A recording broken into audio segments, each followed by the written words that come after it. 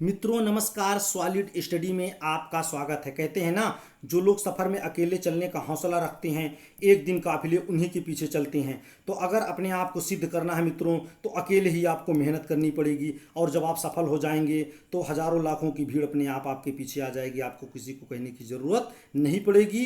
तो चलिए हम लोग इसी एनर्जी के साथ अपनी स्टडी को स्टार्ट करते हैं। तो आज अभी तक हम लोगों ने मित्रों क्लास 7 और क्लास 6 का अध्ययन एनसीईआरटी भूगोल के अंतर्गत कर लिया है और आज से हम लोग क्लास 8 का अध्ययन हम लोग मित्रों करेंगे। तो क्लास 8 में एनसीईआरटी बुक का नाम है मित्रों सामाजिक विज्ञान में संसाधन एवं विकास। क्या है? संसाधन एवं विकास है। तो ये हम लोगों को ध्यान देना है।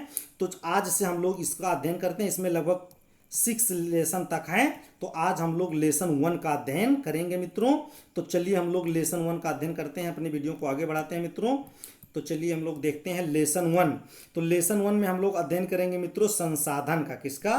संसाधन का। तो सबसे पहले हम लोगों को यह जान लेना है कि संसाधन क्या है। वह प्रत्येक वस्तु जिसका उपयोग आवश्यकताओं को पूरा करने के लिए किया जाता है वो क्या है? संसाधन है। कोई भी वस्तु हो जिसका उपयोग हम अपनी आवश्यकताओं को पूरा करने के लिए करते हैं वो हमारे लिए क्या है? संसाधन है। तो ये हम लोगों को जानना चाहिए। तो सबसे पहले क्या है कि वो हमारी उपयोगिता, मतलब हमारे उपयोग के लिए आवश्यक है। संसाधन क्या है? हमारे लिए क्या है? उपयोगी है। क्या है? उपयोगी है।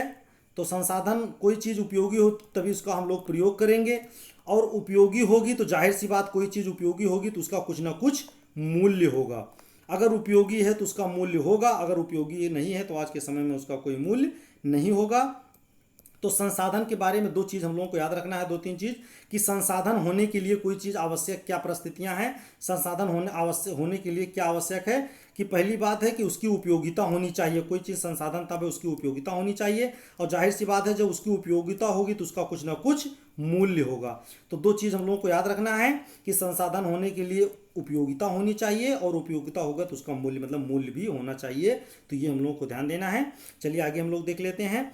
एक वस्तु अथवा पदार्थ की उपयोगिता अथवा प्रयोज्यता उसे एक संसाधन बनाती है। मान लीजिए कोई लकड़ी का गुटका पड़ा हुआ है, लोहे का गुटका है, अगर उससे कोई हम सामान बना लेते हैं, कोई खिलौने का सामान बना लेते हैं या कोई उपयोगी बना लेते हैं, चाहे आप बेड का पावा या तखत का कुछ भी पार्ट बना लेते हैं तो वो उपयोगी हो जाता है। गुटका रहने पर उपयोगी नहीं था। तो कहने का मतलब ये एक संसाधन के रूप में कन्वर्ट हो जाता है। ये हम लोगों को ध्यान देना है। आगे चलिए हम लोग देख लेते हैं पेटेंट। क्या है? पेटेंट। इसका तात्पर्य किसी विचार अथवा आविष्कार पर, क्या है? किसी विचार अथवा आविष्कार पर एकाधिकार है। कंपनी या व्यक्ति के द्वारा जब किसी विचार अथवा आविष्कार पर कोई पेटेंट ले लिया जाता, मतलब एक मान्यता होती है मित्रों विश्व स्तर पर या राष्ट्र स्तर पर। तो आप जब पेटेंट किसी विचार पर कोई खोज करेंगे या कोई आविष्कार करेंगे, कोई दवाई बनाएंगे, जैसे हम लोग जानते हैं कि कोविड-19 में टीका क्या हुआ था, जब टीका का आविष्कार जिस कंपनियों ने किया था, मान लीजिए टीका बनाया किसी कंपनी ने, तो उस कंपनी ने इसका पेटेंट ले लिया। क्या ले लिया? पेटेंट ले लिया। तो पेटेंट लेने के बाद उस कंपनी का कहने मतलब वो उस दवा को, उस टीका को केवल वही कंपनी बना पाएगी, उसका एक अधिकार हो गया। और वो जब उसको अकेले ही बनाएगी तो जाहिर सी बात है उसका मूल्य भी अपने मनमाफिक अपने हिसाब से वो निर्धारित कर सकती है। क्या कर सकती है? निर्धारित कर सकती है। तो कहने का मतलब है पेटेंट वो चीज़ है जब किसी विचार, कोई आविष्कार, किसी विचार पर कोई कंपनी या व्यक्ति एक अधिकार प्राप्त कर लेता है तो उसको क्या कहते हैं? पेटेंट कहते हैं। ये हम लोग को ध्यान देना है। उपयोग, अब आगे हम लोग देखते हैं विकास और उपयोग के आधार पर संसाधन के बारे में हम लोग पढ़ें। विकास और उपयोग के आधार पर संसाधन कितने प्रकार के होते हैं? 2 प्रकार के होते हैं। एक होता है वास्तविक संसाधन, एक होता है संभाव्य संसाधन। संभाव्य मतलब संभावित। क्या होता है? संभावित होता है। और वास्तविक मतलब रियल। क्या है? रियल है, मतलब इसके बारे में सब कुछ पता चल चुका है। और ये क्या है? अभी संभावित है कि बहुत क्लियर नहीं है। तो चलिए हम लोग आगे देखते हैं। अब वास्तविक संसाधन हम लोगों को देख लेना है क्या होते हैं। तो वास्तविक संसाधन वह संसाधन होते हैं जिसकी मात्रा ज्ञात होती है। क्या होती है? जब रियल में ये पता चल गया है तो क्या है? इसकी मात्रा ज्ञात होती है। इन संसाधनों का इस समय उपयोग, चूंकि जब मात्रा ज्ञात है तो इसका उपयोग हम लोग कर सकते हैं। तो कहने का मतलब ये वर्तमान में, वास्तविक संसाधन वर्तमान में यूज किए जाते हैं। अब कहते हैं एग्जाम्पल के, जैसे जर्मनी का रूर प्रदेश, हम लोग जानते हैं कि जर्मनी का रूर प्रदेश कोयला के लिए बहुत फेमस है। तो जैसा कि कोई विश्व में कोई देश में अगर कोई स्थान कोयला के लिए बहुत फेमस होता है उसको कहा जाता है उस देश का रूर है, जैसे भारत का रूर है। तो ये हम लोगों को ध्यान देना है कि जर्मनी का रूर प्रदेश कोयला के लिए बहुत फेमस है। ये एक क्या संसाधन है, चूँकि पता है यहाँ कुछ कोयला निकाला जाता है और कोयला का उपयोग किया जाता है। पश्चिम एशिया में खनिज तेल है, जैसा कि हम लोग जानते हैं पश्चिम एशिया खाड़ी देश में खनिज तेल है, उसका उपयोग भी किया जाता है। तो ये क्या है, रियल संसाधन के अंतर्गत आते हैं। सब महाराष्ट्र के दक्कन के पठार में काली मिट्टी जो पाई जाती है उसका उपयोग किया जाता है। ये सब क्या है, वास्तविक संसाधन है।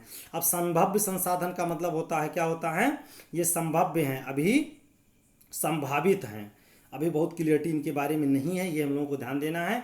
तो चलिए हम लोग देख लेते हैं। वह संसाधन जिनकी संपूर्ण मात्रा ज्ञात नहीं हुई है, अभी कुछ मात्रा ज्ञात करके इसका संभावना व्यक्त की गई है, पॉसिबिलिटी है कि अभी यहाँ पर और हो सकता है, या कितनी मात्रा में हो सकता है, और इस समय इसका उपयोग नहीं किया जाता। चूंकि जब संभावना जताई जा रही है, भी उसको निकाला ही नहीं गया है, तो उसका उपयोग नहीं किया जाएगा।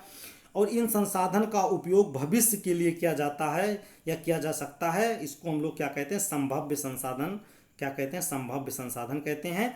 जैसे लद्दाख में पाया जाने वाला यूरेनियम का संभावित भंडार है, क्या है, यूरेनियम का लद्दाख में पाया जाने वाला संभावित भंडार है कि यहाँ पर इतना यूरेनियम है। तो अभी खोजा नहीं गया है, केवल संभावना व्यक्त की गई है, उसका कुछ जांच करके, तो इसको हम लोग क्या कहते हैं, संभावित संसाधन या संभाव्य संसाधन कहते हैं।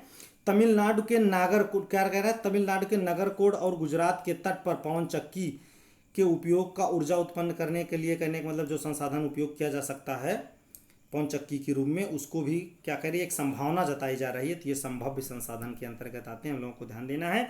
दो चीज़ें इसमें देखनी है कि जो वास्तविक संसाधन होते हैं इसका वर्तमान में यूज किया जा रहा है, और जो आपके वो संभावित संसाधन है इसका वर्तमान में उपयोग नहीं किया जा रहा है, ये भविष्य के लिए है, ये हम लोगों को ध्यान देना है। आगे हम लोग देखते हैं उत्पत्ति के आधार पर संसाधन। जैसा कि हम लोग देखे थे विकास के आधार पर, क्या होता है, विकास के आधार पर संसाधन दो प्रकार के थे, कौन थे, वास्तविक संसाधन और संभाव्य संसाधन थे। अब उत्पत्ति के आधार पर संसाधनों को जैव और अजैव दो भागों में बांटा जा सकता है, ये हम लोगों को ध्यान देना है। तो जैव संसाधन जैसे जीवित जो होंगे वो जैव के अंतर्गत आएंगे, पौधे और जंतु जैव संसाधन के अंतर्गत आते हैं। अजैव संसाधन में मृदा है, चट्टान है, खनिज आदि हैं, ये क्या कहते हैं, अजैव, मतलब जीवित नहीं है, अजैव संसाधन के अंतर्गत आते हैं, ये हम लोगों को ध्यान दिए रहना है। चलिए हम लोग देख लेते हैं आगे कि प्राकृतिक संसाधनों को विस्तृत रूप में क्या करते हैं, प्राकृतिक संसाधनों को विस्तृत रूप में नवीकरणीय अथवा अनवीकरणीय संसाधनों में भी क्या किया जाता है, विभाजित किया जा सकता है। जो प्राकृतिक संसाधन, इसको दो भागों में हम लोग बांट सकते हैं। कुछ होते हैं नवीकरणीय जो पुनः नवीनीकृत हो जाते हैं, एक होते हैं अनवीकरणीय जो नवीनीकृत नहीं होते हैं। अब नवीकरणीय कौन होते हैं, वह संसाधन जो शीघ्रता से, मतलब कहने का मतलब जल्दी, कम समय में शीघ्रता से नवीनीकृत अथवा पुनः पूरित हो जाते हैं। जैसे सौर ऊर्जा है, जिसका उपयोग करेंगे हम लोग, फिर से सौर ऊर्जा एकत्र हो जाती है। पवन ऊर्जा है, ये क्या है, नवीनीकरण के अंतर्गत, नवीनीकृत संसाधन के अंतर्गत आते हैं। जल असीमित नवीकरणीय संसाधन है, क्या रहा है, जल असीमित नवीकरणीय संसाधन प्रतीत होते हैं, फिर भी जल की कमी और प्राकृतिक जल स्रोतों का सूखना आज विश्व के लिए बहुत ही बड़ी समस्या है, ये हम लोगों को ध्यान देना है। क्योंकि जल हम लोग जानते हैं कि जल चक्र के द्वारा पुनः क्या होते हैं, पुनः पूरित हो जाते हैं या फिर से नवीनीकृत हो जाते हैं, लेकिन जो फ्रेश वाटर है, शुद्ध जल या पेयजल जो है मित्रों, वो क्या होते हैं, सीमित समय में ज़्यादा उपयोग करने से उस समय उस स्थान के लिए क्या होते हैं, ख़त्म हो जाते हैं, तो मनुष्य के लिए बहुत ही बड़ी समस्या होती है। इसलिए जल का उपयोग हम लोगों को बहुत सीमित मात्रा में और आवश्यकता अनुसार ही करना चाहिए, नाजायज इसको बर्बाद नहीं करना चाहिए, ये हम लोगों को ध्यान देना है। तो ये हम लोगों को ध्यान देना है, जैसे पवन ऊर्जा है, सौर ऊर्जा है, जल है, वायु है, अग्नि है, ये क्या है, नवीनीकृत संसाधन के अंतर्गत आते हैं। और जो आपके अनवीकरणीय संसाधन होते हैं, वह संसाधन जिसका भंडार सीमित है, क्या है, सीमित है, तो ये हम लोगों को ध्यान देना है। जो नवीकरणीय हैं ये क्या हो जाएंगे, असीमित भंडार है इनका, क्या है, असीमित भंडार है, क्या है, असीमित भंडार है, ये फिर नवीनीकृत होते रहते हैं। और जो ये हैं नवीकरणीय अनवीकरणीय सीमित भंडार वाले होते हैं, मतलब खत्म हो जा सकते हैं, इसे पूरित होने में हजारों साल लगते हैं। क्या होते हैं, हजारों साल का बहुत लंबा समय लगता है। जैसे पेट्रोलियम है, कोयला है, प्राकृतिक गैस है, ये क्या है, अनवीकरणीय संसाधन है, ये सीमित भंडार है। इसीलिए कहा जाता है कि भविष्य में अगर ये खत्म हो गए तो बहुत समस्या आ सकती है। इसलिए हम लोगों को इसका लिमिटेड और आवश्यकता के अनुसार ही उपयोग करना चाहिए। प्राकृतिक संसाधनों का वितरण क्या है, इसका वितरण भूभाग, जलवायु, ऊंचाई और अनेक भौतिक कारकों पर निर्भर करते हैं, मतलब सब कुछ ठीक होने के बाद में काफ़ी लंबे समय लगने के बावजूद भी किसी एक निश्चित दशा, एक भौतिक कारक होना चाहिए, तभी ये डेवलप होते हैं, हर जगह पर नहीं हो पाते हैं। जैसा कि हम लोग जानते हैं कि अनेक जीव जंतुओं एवं पौधों के सड़ने गलने से हजारों साल में कोयला है, प्राकृतिक गैस है और पेट्रोलियम, ये सब बनते हैं। ये हम लोगों को ध्यान देना है। चलिए आगे हम लोग देख लेते हैं कि क्या है।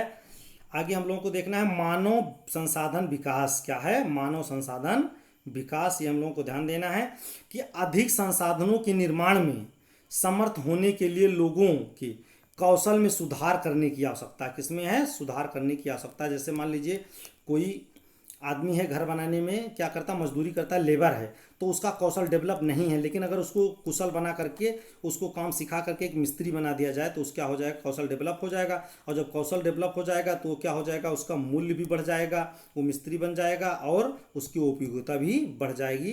तो कहने का मतलब कौशल के द्वारा किसी सामान्य व्यक्ति या वस्तु को कुशल करके संसाधन के रूप में कन्वर्ट किया जा सकता है। चूंकि मानव संसाधन के बारे में हम लोग इसमें देख रहे हैं, तो क्या है कि अधिक संसाधनों के निर्माण में समर्थ होने के लिए लोगों के कौशल में सुधार करके उनको मानव संसाधन के रूप में बनाया जा सकता है, वही मानव संसाधन कहलाता है। अब क्या करना है कि संसाधन संरक्षण का मतलब रख रखाव, उसका बचाव। तो क्या संसाधनों का सतर्कता पूर्वक उपयोग करना और उन्हें नवीकरणीय के लिए समय देना संसाधन संरक्षण कहलाता है, अर्थात संसाधनों को बचाना कहलाता है। अब सतत पोषणीय विकास, ये हम लोगों के लिए बहुत इंपॉर्टेंट टर्म है मित्रों। ऐसा शब्द है जो बहुत बार पूछा जाता है कि सतत पोषणीय विकास।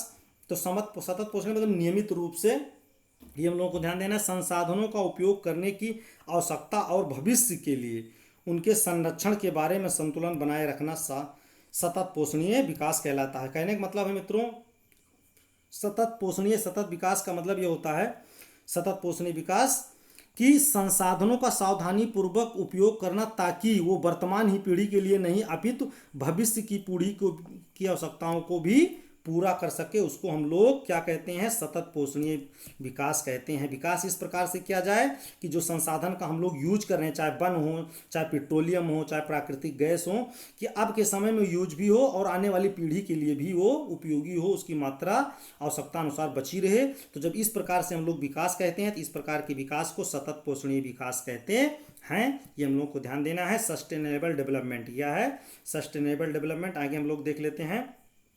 अभी तक हम लोगों ने मित्रों जिस पाठ में पढ़ा उससे संबंधित कुछ प्रश्न है, बहुत ही इंपॉर्टेंट प्रश्न एनसीईआरटी का है, डायरेक्ट पूछे जाते हैं। चलिए हम लोग देख लेते हैं। क्वेश्चन नंबर 1 है, निम्नलिखित में से कौन सा संसाधन को निर्धारित नहीं करता, संसाधन को निर्धारित नहीं करता है। तो जैसा कि हम लोग जानते हैं संसाधन निर्धारित होने के लिए सबसे पहले क्या होनी चाहिए, उसकी उपयोगिता होनी चाहिए। क्या होनी चाहिए, उसकी उपयोगिता होनी चाहिए। और उपयोगी होगा तो जाहिर सी बात है उसका कुछ ना कुछ मूल्य होगा, तो मूल्य भी आवश्यक है, मूल्य होना चाहिए। तो कहने का मतलब कह रहा है कि निम्नलिखित में से कौन सा संसाधन को निर्धारित नहीं करता, ये हम लोगों को ध्यान देना है।